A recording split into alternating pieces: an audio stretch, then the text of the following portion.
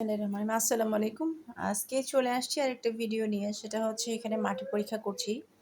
এটা পাহাড়ি অঞ্চলের মাটি। খাগড়াছড়ি এলাকা থেকে এক ভাইয়া মাটি পাঠিয়েছেন।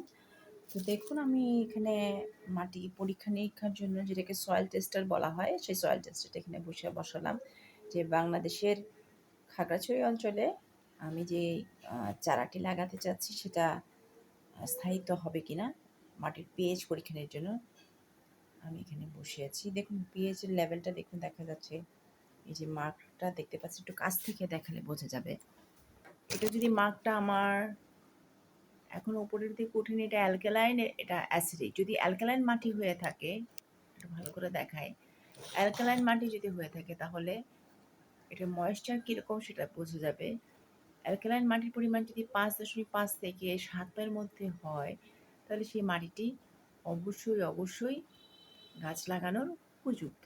এখন আমিও স্পষ্টভাবে বুঝতে পারছি যে এটি ৭ এর কাছাকাছি আছে। তার মানে গাছটা লাগানো যেতে পারে।